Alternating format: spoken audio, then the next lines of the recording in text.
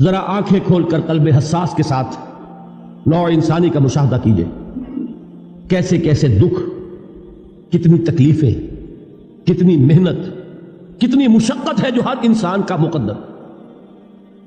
قرآن مجید میں ایک مکمل سورت ہے، سورت البلد، اس میں اللہ تعالیٰ نے متعدد قسمیں کھا کر ایک بات کہی، لا اقسم بہذا البلد وانت حل بہذا البلد ووالد وما ولد لقد خلقنا الانسان فی کبد۔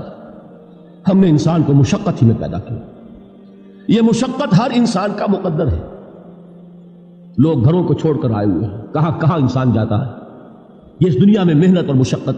ہاں ایک مغالطہ ہو جاتا ہے کہ شاید یہ محلوں میں رہنے والے جو ہیں انہیں کوئی مشقت نہیں، انہیں کوئی دکھ نہیں، حالانکہ حقیقت یہ نہیں ہے۔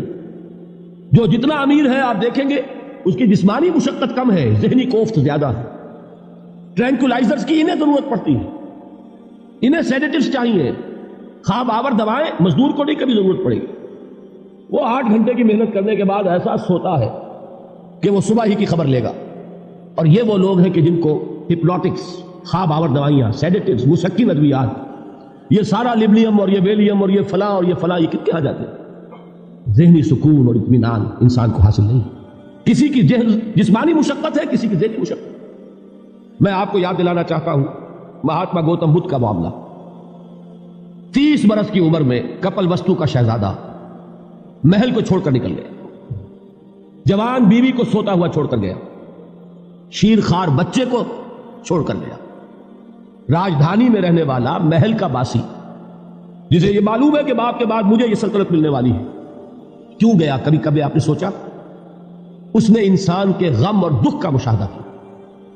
اس نے دیکھا کوئی اندھا ہے، ٹھوکر کھا کر گر رہا، کوئی والدین کھڑے ہوئے رو رہے ہیں اور ان کی نگاہوں کے سامنے ان کا نہایت محبوب بچہ دم توڑ رہا اور وہ کچھ نہیں کر سکتا۔ اس نے سوچا یہ صدمہ کیوں ہے انسان کا، یہ دکھ اس کا مقدر کیوں ہے؟ اس صدمے سے، اس دکھ سے نجات پانے کی بھی کوئی شکل ہے کہ نہیں؟ انسانوں کی ایک عظیم اکثریت، شاہ ولی اللہ دہلوی رحمۃ اللہ علیہ کے الفاظ ہیں کہ وہ لدو اونٹ اور کولو کا بیل بن کر زندگی بسر کرتی ہے۔ جو 8 گھنٹے تک اینٹیں ڈھو رہا اس شخص کا تصور کیجیے آپ، وہ واقعی انسان ہے یا حیوان بن گیا ہے؟ اور 8 گھنٹے کی اس محنت کے بعد بھی ہو سکتا ہے کہ 2 وقت کی روٹی اسے پوری نہ ملے۔ اور یہ تو ہو سکتا ہے، نہیں ہوتا ہے کہ اگر بچہ بیمار پڑ گیا ہے تو شاید کوئی برتن بیچے بغیر اس کی دوا کا سامان نہ کر سکے۔ ایسا شخص کتنے بوجھوں تلا دبا ہوا ہے، کتنی مشقت کے اندر پسا ہوا ہے۔ لدو اونٹ اور کولو کا بیل انسانوں کی عظیم اکثریت کی سطح پر زندگی بسر کرتی ہے، لیکن آپ کو معلوم ہے کہ کولو کے بیل کے لیے مشقت ہی مشقت ہے، اس کے احساسات یہ نہیں ہیں جو کہ ان سے انسان کو جو صدمہ پہنچتا ہے۔ ایک بیل کو اس سے کوئی غرض نہیں کہ اس کا کوئی بچہ بھی تھا کہ نہیں تھا، اس کو کوئی بخار ہوا ہے یا کیا ہوا ہے، اس صدمے سے وہ بیل بچا ہوا ہے۔ گھوڑے کو کوئی پتہ نہیں کہ میرا بھی کوئی اولاد میری ہے یا نہیں ہے، اور مجھے اس کا کوئی صدمہ ہے یا دکھ ہے، کوئی پتہ نہیں۔ لیکن انسان کا معاملہ یہ ہے کہ والدین کو جو جو دکھ دیکھنے پڑتے ہیں اپنے بچوں کے لیے، اپنی اولاد کے لیے۔ رات کی نیند ہے حرام ہے اس لیے کہ بچہ بخار میں تپ رہا ہے یا درد سے تڑپ رہا ہے، لہذا نہ ماں سو سکتی ہے نہ باپ سو سکتا۔ میں نے ایک موقع پر دیکھا لاہور میں کیروسین آئل، اس زمانے میں ابھی سوئی گیس نہیں آئی تھی، اور اکثر و بیشتر جو ہے یہی مٹی کا تیل جو ہے ایندھن کے طور پر استعمال ہوتا تھا، اس کی شارٹیج ہو گئی تھی۔ تو کئی فرلانگ لمبی قطاریں لگتی تھی ان دکانوں کے باہر، ڈپو کے باہر، اور ایسے ایسے منظر بھی کہ ایک خاتون برقع پوش، ایک گود میں بچے کو لیے ہوئے، ایک کی انگلی پکڑے ہوئے، بوتل ہاتھ میں لیے ہوئے تیل کے لیے، اور کئی گھنٹے کھڑی ہے دکان۔ یہ مشقت انسان جھیلتا ہے کہ نہیں؟ غالب نے اس کا نقشہ کھینچا ہے کہ رنج سے خوگر ہوا انسان تو مٹ جاتا ہے رنج، مشکلیں اتنی بڑی مجھ پر کہ آسان ہو گئی۔ ہم بھول جاتے ہیں، ورنہ واقعہ یہ کہ قلب حساس ہو اگر، اور قید حیات و بند غم اصل میں دونوں ایک ہیں، موت سے پہلے آدمی غم سے نجات پائے کیوں۔ اچھا یہ تو ہوا لقد خلقنا الانسان فی کبد۔ حیوانات کا معاملہ ایک اور اعتبار سے آسان ہے، ان سے کوئی محاسبہ بھی ہے کیا؟ کوئی جواب دہی بھی ہے؟ کوئی ان کو اللہ کے حضور میں کھڑے ہو کر اپنے اعمال کا حساب بھی دینا؟ نہیں۔ انسان کی یہ ٹریجڈی ہے، یہ المیہ ہے انسان۔ اس کو بھی قرآن مجید کی ایک سورت میں قسمیں کھا کر اذا السماء انشقت، اس کے بعد کیا فرمایا؟ یا ایھا الانسان انک کادح الی ربک کدحا فملاقیہ۔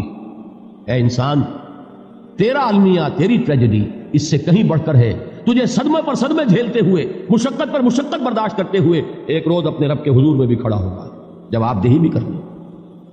اس دن کے حساب سے، اس دن کے احساس سے جو بڑے بڑے ہماری امت کے عظیم جو گلے سرسبد ہیں، ان کا یہ حال آپ نے پڑھا ہوگا۔ حضرت ابوبکر صدیق رضی اللہ تعالیٰ عنہ وہ ایک عجیب کیف کے عالم میں فرمایا کرتے تھے، کاش میں درختوں پر چہچہاتی ہوئی چڑیا ہوتا جس سے حساب کتاب نہیں ہو، کاش کہ میں گھاس کا تنکا ہوتا جو آج ہے اور کل آگ میں جلا دیا جاتا، ختم ہو جاتا، اس سے محاسبہ کوئی نہیں۔ وہ جس کے احساس سے کہ حضرت عمر جو ہے اپنے انتقال کے وقت سخت بے چین تھے، ان کے بیٹے حضرت عبداللہ ابن عمر رضی اللہ تعالیٰ عنہما نے ان کا سر جو ہے وہ اپنے زانوں پر رکھ لیا تو کہا نیچے ڈال دو، ایک عجیب بے کلی اور بے چینی۔ انہوں نے کہا ابا جان آپ کیوں پریشان ہیں، آپ تو عشرہ مبشرہ میں سے ہیں، آپ کو تو اللہ تعالیٰ نے جنت کی بشارت حضور کے ذریعے سے اس دنیا میں دی۔ حضرت عمر فرماتے ہیں کہ خدا کی قسم اگر قیامت کے دن عمر برابر سرابر پر چھوٹ گیا تو بہت بڑی کامیابی تصور۔ یہ احساس جن کو ہوتا ہے، حضرت علی کا حال کیا ہوتا ہے؟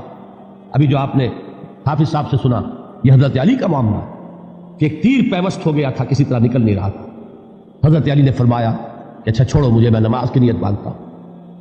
نماز کی نیت پڑھتے تھے تو لرزتے تھے، کانپتے تھے، کس کے سامنے کھڑا ہوں اور کس کے سامنے مجھے ایک دن جواب دہی کے لیے کھڑا ہونا ہوگا۔ لن تزولا قدم ابن آدم، حضور نے خبر دی ہے ابن آدم کے قدم ہل نہیں سکیں گے، جیسے مجرم کھڑا ہوتا ہے کٹہرے کے اندر، اس کٹہرے میں سے ہل نہیں سکو گے، حتی یسأل عن خمس، جب تک کہ 5 چیزوں کا حساب نہ لے لیا جائے۔ وہ 5 چیزیں کیا ہے؟ کان کھول کر سنیے۔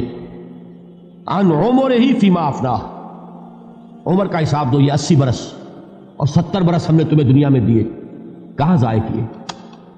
وعن شبابہ فیما ابلاہ، اور خاص طور پر جوانی کا دور، امنگوں کے دن، ولولے ہوتے ہیں، قوت ہوتی ہے، توانائی ہوتی ہے، آدمی چلتے ہوئے زمین پر پاؤں مارتا ہے، قوت جو ہے وہ اپنا اظہار چاہتی ہے، یہ جوانی کہاں گلائی؟ حساب دو، ایک ایک لمحے کا حساب دو۔ وعن مالہ من این اکتسبہ وفیما انفقہ، ایک ایک پائی کا حساب دو، مال کا کہاں سے کمایا تھا، حلال سے کہ حرام سے، اور کہاں خرچ کیا تھا، گل چھروں میں، عیاشیوں میں، یا نیکی کے کاموں میں، ادائے حقوق اللہ کے دین کے لیے۔ 4 سوال ہو گئے، 2 زندگی کے بارے میں، ایک زندگی پوری بحیثیت مجموعی کہاں کس کام میں لگائی، اور خاص طور پر شباب کا دور کہاں لگایا۔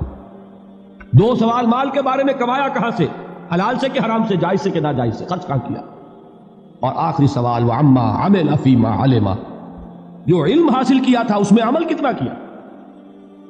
علم کے انبار لگاتے چلے گئے اور عمل کے آغاز کی بھی نوبت نہ آئی۔ یہ علم جو ہے یہ اس روز سب سے بڑا وبال بن جائے گا انسان، اتنا علم اور عمل کچھ نہیں، بجائے کہ کریڈٹ کا ذریعہ بنے یہ الٹا ڈیبٹ کا کھاتا بن جائے۔ یہ جواب دہی کا احساس ہے۔